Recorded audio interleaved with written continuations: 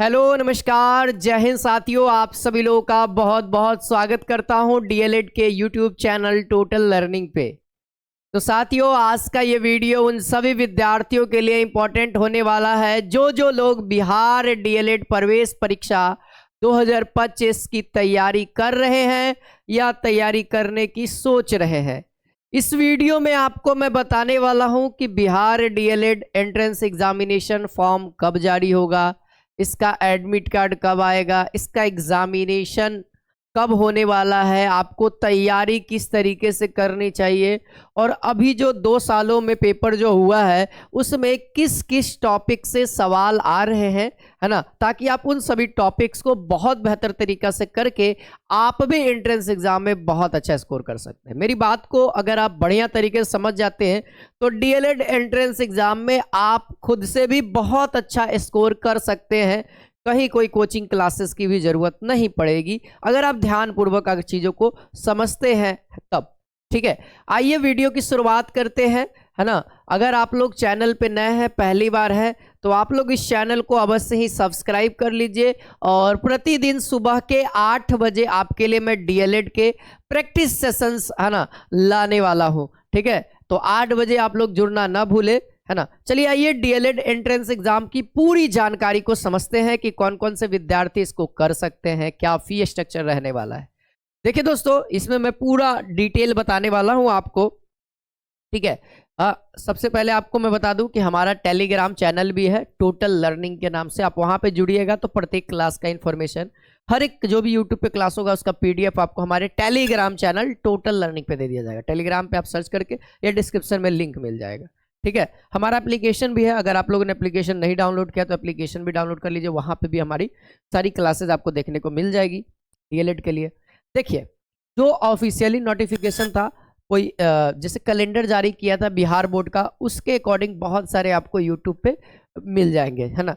Calendar जारी किया था बिहार बोर्ड ने कि जनवरी में किसका किसका एग्जाम है, फरवरी में किसका किसका एग्जाम है ना। मतलब बिहार बोर्ड फरवरी महीना में क्या क्या जारी करने वाला है उसके बिहार पे ये सारी चीजें, है ना, मैं लेकर के आया हूँ। ठीक है, देखिए दोस्तों, बिहार डीएलएड की आवेदन शुरू होने की तिथि देख लीजिए 20 जनवरी से, है ना, 2025 को आवेदन स्टार्ट होगा। ये बिहार बोर्ड का ऑफिशियली नोटिफिकेशन था।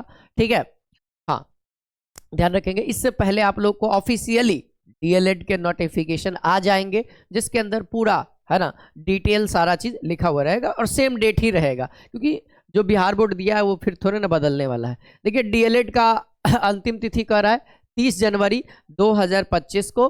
अगर मैं बात करूं, है ना, अगर आप सीमा शुल्क जमा करते हैं तो उसी दिन तक आपको जमा करना है। जैसे कुछ बच्चे क्या करते हैं ना कि फॉर्म तो भर लिए और पेमेंट बाद में करते हैं, तो 30 तक आप लास्ट पेमेंट कर सकते हैं जब तक फॉर्म है ना। देखिए, आगे बात करते हैं डीएलएड एडमिट कार्ड 2025 रिलीज तिथि, है ना, तो 17 फरवरी, है ना, 2025 को आप लोग को एडमिट कार्ड देखने को मिल जाएगा और लगभग 10 दिन पहले ही एडमिट कार्ड आता है, तो 10 दिन के बाद एग्जाम भी हो जाएगा। देख लीजिए परीक्षा तिथि, और ये 3-3 4-4 शिफ्ट में एग्जाम होता है, आपको पता होना चाहिए, है ना। 27 फरवरी को, यानी देखा जाए तो 10 दिन बाद, मैंने बोला ना हर एक एग्जाम 10 दिन पहले एडमिट कार्ड रिलीज कर देता है। ठीक है, हाँ, देखिए अब आप लोगों को यहाँ पे आंसर की दिया जाएगा, है ना, आंसर की दिया जाएगा। आपत्ति प्रस्तुत करने की अवधि, है ना, 25 से 30 मार्च तक, है ना। जो आंसर की रिलीज होगा उसके अंदर सही होगा, गलत होगा, फिर फाइनली जब आंसर की करेक्ट हो जाएगा तब आप लोग का दोस्तों रिजल्ट आएगा 15 अप्रैल 2025 को,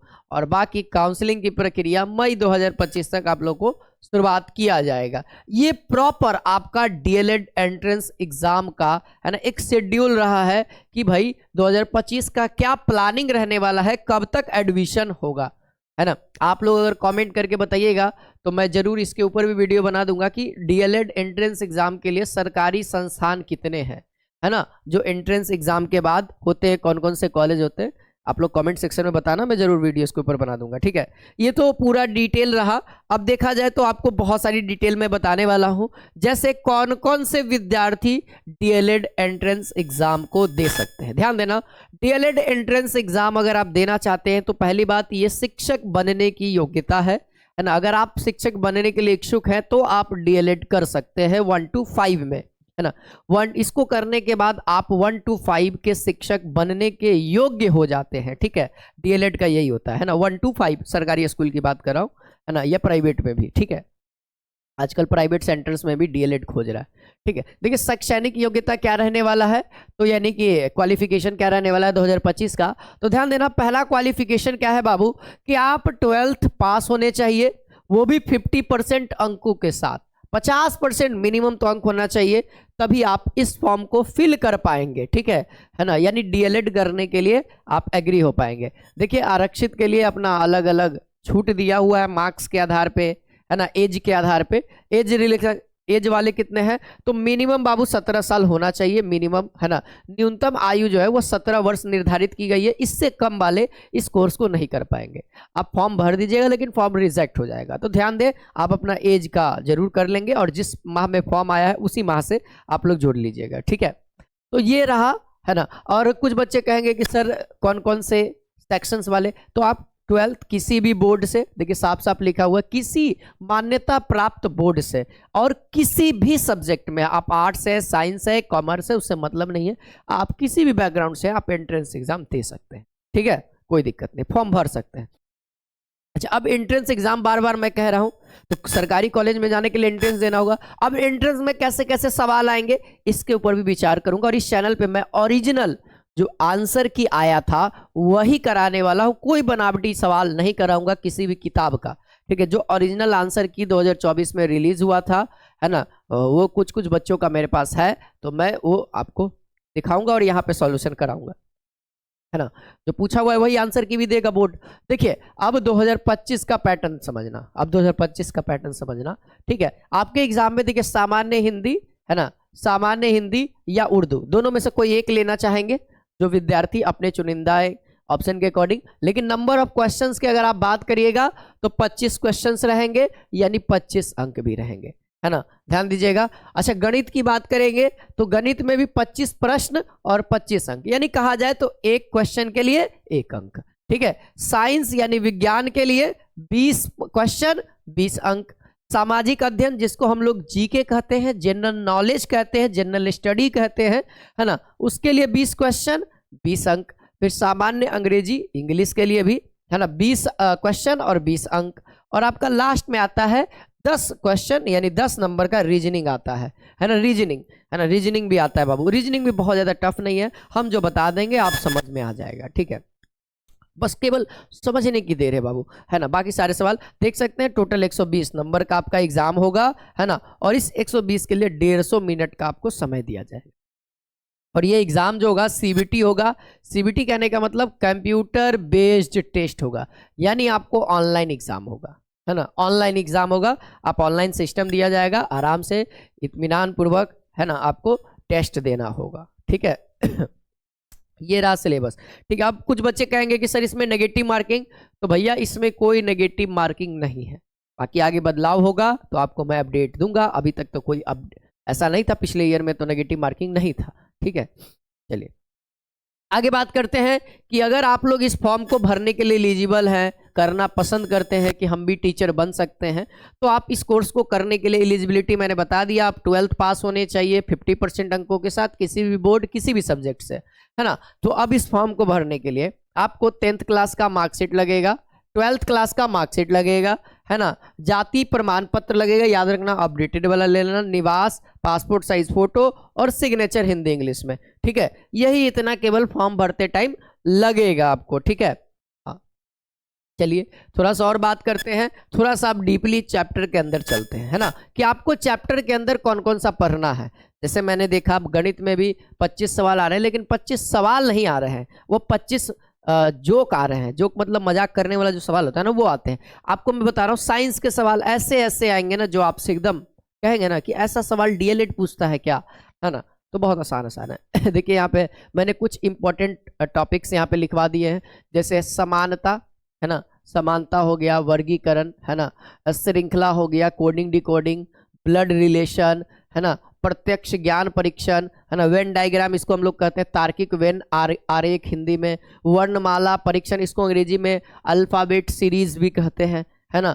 देखो सिटिंग अरेंजमेंट से भी सवाल देखने को मिल जाएगा, है ना। अंक गणितीय तर्क, गणितीय सक्रियताएं, लुप्त संख्या, है ना, मतलब मिसिंग नंबर, है ना, कोई एक नंबर दे दे, कोई कुछ ना कुछ अंकों के बीच में रिलेशन रहता है, एक नंबर गायब कर देता है, अगला नंबर खोजना रहता है ना, अलग अलग तरीके से रहता है। ठीक है, ये रैंकिंग और समय और संख्या, यही इतना आपके लिए 10 गो सवाल आएगा तो एक गो क्वेश्चन से आ जाता है। ठीक है, कभी कभी कोई शिफ्ट में मालूम है कोडिंग या डिकोडिंग के 4-5 गो डाल लेगा तो कहानी खत्म हो गया, 10 गो सवाल है। चलिए अब आगे इंग्लिश की बात कर लेते हैं। इंग्लिश में कौन कौन सा आएगा, देखो इंग्लिश में पार्ट ऑफ स्पीच ले लेना। ठीक है, देखो वही है ग्रामेटिकल आइटम्स एंड स्ट्रक्चर्स, यानी ग्रामर का पूरा पोर्शन जो भी आप लोग पढ़ते हैं, प्रीपोजिशन, एडजेक्टिव, एडवर्ब, है ना, वर्ब, है ना ठीक है, वो सारा चीज़ हम लोग इसमें नाउन, प्रोनाउन, है ना, सारा चीज़ ले लेंगे। ठीक है, फिर इसके बाद आपको टेंस, टेंस बड़ा इंपॉर्टेंट है बाबू। देखो यहाँ पे प्रीपोजिशन भी बहुत इंपॉर्टेंट है, मेंशन किया गया है ना, साइनो और एंटो, साइनो एंटो सिंटैक्स, है ना, ये सब भी इंपॉर्टेंट है। मैं तो बुझवानी बता देता हूँ, ये सिंटैक्स है, देख लो यहाँ पे प्रीपोजिशन हो गया, है ना, phrases and items and phrases हो गया। ठीक है, अब बाकी आप लोग को पार्ट ऑफ स्पीच मैंने बता दिया, फिर टेंस लिख लीजिए, है ना, वॉइस लिख लीजिएगा, स्पीच लिख लीजिएगा, जब टेंस पढ़िएगा तो वॉइस भी पढ़ लीजिएगा, स्पीच भी पढ़ लीजिएगा, इनडायरेक्ट स्पीच, डायरेक्ट स्पीच, है ना, पैसिव वॉइस, एक्टिव वॉइस, इस सब पूरा आपको इंग्लिश के अंदर कंप्लीट करना है। मतलब जितना भी ग्रामर पोर्शन का है ना, लगभग आप लोग अपना कंप्लीट कर लीजिएगा। अगर आप ग्रामर कंप्लीट कर लेते इंग्लिश का तो आप 15 से 18 सवाल के बीच में आप स्कोर कर लीजिएगा, 100% वाला, है ना, कि इतना सही होगा। चलिए अब थोड़ा सा साइंस की ओर बात करते हैं। साइंस में बाबू आपको क्या करना है, तो 9th और मात्र 10th यही 2 गो किताब भारती भवन का फॉलो कर लीजिए, बस कंप्लीट है। आपको ये सब देखने की कोई ज़रूरत नहीं, ये सब देखने की कोई ज़रूरत नहीं। 9वां और 10वां में जो पढ़े हैं बस वही दोस्तों डीएलएड में भी पूछ रहा है, एकदम माध्यमिक स्तर का साइंस का सवाल रहता है। हम आपको अपने चैनल पे ओरिजिनल पेपर कराएंगे तो आपको भरोसा हो जाएगा। 4-5 पेपर है तो 4-5 पेपर में तो पता लग ही जाएगा कि साइंस का स्टैंडर्ड क्या है ना। तो आप लोग को घबराना नहीं है। 9वां 10वां में जो जो चैप्टर है, फिजिक्स में, बायोलॉजी में, केमिस्ट्री में, आप उसको पढ़ लीजिएगा। आपके लिए उतना ज़्यादा टफ नहीं होगा क्योंकि आप 12th में पढ़ चुके हैं, या 12th में नहीं भी पढ़े तो 10वां तो पढ़े होंगे। अब तो 10वां वाला चीज़ बहुत आसान लगेगा। जब किसी चीज़ को पार कर लेते हैं ना तो वो चीज़ बहुत आसान लगता है। देखिए जीके में बाबू ये ध्यान दीजिए, ये कुछ लिखा हुआ है ना, जो आया हुआ है ना क्वेश्चन, उसके आधार पे ये चीज़ें लिखी हुई है ना। लेकिन ये जरूरी नहीं है कि इस बार भी इसी सेक्शन से आए, है ना, क्योंकि जीके है, जीके में कहीं से भी कुछ भी घुसा देता है। कभी बांध पूछ देता है ना, तो कभी पड़ोसी राज्य के नाम पूछ देता है, कभी फलाना देश में पूछ देता है, करंट अफेयर डाल देता है ना। तो ये कुछ मैंने यहाँ पे लिख दिया, अमेरिकी स्वतंत्रता संग्राम, फ्रांसीसी क्रांति, है ना, हिटलर के बारे में। ये सब क्या है, आप इसको विश्व इतिहास के नाम से जानते हैं। ठीक है, ये सब आप इसको विश्व इतिहास के नाम से बोल सकते हैं, है ना। विश्व इतिहास आप एक बार देख लीजिएगा नजरिए से, है ना, विश्व इतिहास से सवाल आएगा। और बाकी इतिहास थोड़ा बहुत नॉर्मल से सवाल पूछे जा रहे हैं तो उतना इतिहास पढ़ने की कोई ज़रूरत नहीं है। ठीक है, नॉर्मली देख लीजिए, कृषि पढ़ लीजिएगा, है ना, भारत में राष्ट्रवाद, अर्थव्यवस्था, आजीविका, औद्योगिकरण, जनसंख्या के बारे में जरूर पढ़िएगा, एक एक सवाल आ ही रहा है। पड़ोसी राज्य, जल संसाधन, है ना, लगभग सवाल आ रहा है ना। जिससे अब सवाल आता है नृत्य से रिलेटेड सवाल आता है कि बताइए लोक नृत्य क्या है ना। ऐसा सवाल अलग अलग देश, अलग अलग राज्य का पूछते रहता है, इसको ध्यान रखना है, तो सवाल आते रहेंगे, है ना। चलिए थोड़ा सा गणित की बात करते हैं। 25 सवाल आते हैं, 25 आपके हो सकते हैं। ठीक है, देखो 25 सवाल आ रहे हैं तो लगभग मैं बताऊं 25 में से लगभग 3, है ना, देखो 25 टोटल सवाल है, समझ लीजिए ना कि 5 सवाल आपका अंक गणित यानी अरिथमेटिक सेक्शन का है, अंक गणित का है। 5 सवाल क्या है बाबू, अंक गणित का पूछा जा रहा है। 5 सवाल गणित, अंक गणित का 5 से 6 सवाल, जिसमें से एक क्वेश्चन परसेंटेज का हो गया, एक क्वेश्चन प्रॉफिट एंड लॉस का हो गया, एक क्वेश्चन SICI यानी कि चक्रवृद्धि ब्याज, साधारण ब्याज का हो गया, है ना। कुछ एक आधो गो सवाल आपका इसका संख्या पद्धति का हो गया, है ना, मिला जुला के कैलकुलेशन को। तो 4-5 सवाल, 5-6 सवाल अंक गणित का हो गया है। तो नॉर्मली उस लायक आपको अंक गणित पढ़ना होगा कि कम से कम 3-4 सवाल आपका श्योर हो जाए, है ना, क्योंकि कट ऑफ में जब नाम आता है कॉलेज में तो एक नंबर से छूट जाता है लोग। ठीक है, तो अब बाकी जो 20 सवाल हैं, जिसमें से 5 से 6 सवाल आपको दोस्तों केवल और केवल बहुपद, है ना, बहुपद द्विघात समीकरण, है ना, द्विघात समीकरण, द्विघात समीकरण, यही सब टॉपिक से मिला जुला के आएगा। देखिए द्विघात समीकरण, दो चर का रैखिक, है ना, मतलब देखा जाए तो अलजेब्रा वाला जो सेक्शन है ना, अलजेब्रा का जो सेक्शन है वहीं से सवाल देखने को 5 से 6 सवाल देखने को मिलेगा, हर एक शिफ्ट में देखने को मिलेगा आपको, है ना, अलजेब्रा का रहेगा ही रहेगा। ठीक है, बाकी वही व्यवसायिक गणित और अंकगणितीय वृत्ति वो दोनों लिखा हुआ है। ठीक है, और बाकी आपको त्रिभुज से सवाल देखने को मिल रहा है, कभी सर्किल से सवाल यानी वृत्त से देखने को मिल रहा है। ठीक है, क्षेत्रफल आयतन हो गया, हाँ, और आंकड़ा से सवाल रहेगा, स्टैटिक्स जिसको हम लोग कर रहे हैं, माध्य माध्यिका बहुलक, है ना, यहाँ से भी 2-3 सवाल देखने को, माध्य माध्यिका, है ना, माध्यिका बहुलक। यानी अगर मुझसे पूछिएगा तो थोड़ा बहुत अंकगणित और बाकी 10 मार्क का सिलेबस, है ना, एकदम पॉलिटेक्निक के जैसा किया हुआ है। पॉलिटेक्निक जो एंट्रेंस एग्जाम होता है गणित का, सेम वही टाइप ये भी करता है, सेम वही टाइप ये भी करता है, क्योंकि पॉलिटेक्निक में भी अरिथमेटिक है और क्लास 10th वाला भी है, तो उस चीज को आप पढ़िए। हम आपको बेहतर तरीका से मैथ पढ़ाएंगे, आपको पता भी नहीं लगेगा कि हम पॉलिटेक्निक और मतलब अरिथमेटिक और क्लास 10th दोनों पढ़ लिए हैं, और सवाल आपसे सॉल्व होगा बाबू, उसी लेवल का आपका तैयारी होगा, है ना, डीएलएड के लेवल का। और आपको ज़्यादा तामझाम करना नहीं है, 2 मिनट का खेल है, निकालना है एग्जाम को, है ना, लेकिन 2 मिनट का खेल उसके लिए है जो बेहतर तरीका से डिसिप्लिन में चीज़ों को समझता है, सिलेबस को, है ना, तब उसके लिए है, आपके लिए, सबके लिए नहीं होता है। बोलना करना में बहुत अंतर होता है ना, कोई बोल देता है ना, ऑनलाइन का माध्यम बोल दिए, नहीं बाबू हम करते हैं तब बोलते हैं। ठीक है, चलिए, बाकी हिंदी और उर्दू के लिए अलग अलग है ना, देख सकते हैं। हिंदी में नॉर्मली मैं बता दूं, मुजबानी रूप से संधि, समास, है ना, वर्तनी, वर्तनी ध्यान रखना, फिर उस पर संज्ञा से लेकर के अव्यय तक, उससे वहां से कुछ कुछ सवाल आ जाएंगे, संज्ञा, सर्वनाम, विशेषण, है ना, विशेषण हो गया, फिर उसके बाद क्रिया हो गया, है ना, काल हो गया, वाच्य हो गया, ये सबसे सवाल आ जाएंगे, अवयव तक ध्यान रखना। फिर उसके बाद आपको, है ना, आपको रस हो गया, छंद हो गया, है ना, वही पढ़ना है। देखिए ये तो इसी के अंदर में किया हुआ है, रस और छंद के अंदर में ही कर दिया गया। ठीक है, इतना कंफर्टेबल है, और थोड़ा बहुत कवि से एक आधो को किताब उताब के नाम वाला सवाल आवेगा, तो उसको भी आपको थोड़ा सा ध्यान देना है। जो पॉपुलर कवि है जैसे प्रेमचंद हो गए, है ना, बिहारी जी हो गए, फिर उसके बाद तुलसीदास हो गए, है ना, बहुत सारे ऐसे ऐसे कवि हैं जो बहुत ज़्यादा फेमस है, तो उनके रचनाओं को आपको ध्यान में रखना होगा। ठीक है, वाक्य सुधार, तो वो तो आप पकड़ लीजिएगा कि कौन सा गलत वाक्य है, सही वाक्य, जब उच्चारित करिएगा ना चीज़ों को तो आपको पकड़ में आ जाएगा। बाकी आपको पता ही है, पर्यायवाची, मुहावरा, विलोम शब्द, ये सब तो आता ही आता है, तो वो आपको नॉर्मली आपके बनने लायक आएंगे, कोई टफ नहीं आएगा, आप पढ़िएगा, समझिएगा, बन जाएगा। ठीक है, उस लेवल का रहने वाला है। बाकी यही इन्फॉर्मेशन था, इस वीडियो के माध्यम से मैं आपको बताया, है ना। वीडियो पसंद आया हो लाइक करिए, दोस्तों के बीच में शेयर करिए ज़्यादा से ज़्यादा डीएलएड के बच्चों को, ताकि उनको पूरा एक ही वीडियो में इन्फॉर्मेशन मिले। अगर अभी भी कुछ चीज़ें छूट रही हैं कि सर ये नहीं बताया, तो आप ज़रूर कमेंट के माध्यम से आप मुझसे पूछ सकते हैं, और मैं नेक्स्ट वीडियो डीएलएड से रिलेटेड जो भी इन्फॉर्मेशन हो सकती है हम सब इस चैनल पे डालेंगे। और प्रतिदिन, है ना, सुबह के 8 बजे से आपकी क्लासेस का आयोजन करने जा रहे हैं, तो आप लोग ज्वाइन करना ना भूलें, है ना। और बाकी इस चैनल पे जैसे चल रहा है अदर क्लासेस, वो भी चलता रहेगा, और आप लोग का 8 बजे एक टाइम पे वो क्लासेस भी चलता रहेगा। ठीक है, मिलते हैं नेक्स्ट क्लास में, आज के लिए इतना ही। जय हिंद, जय भारत।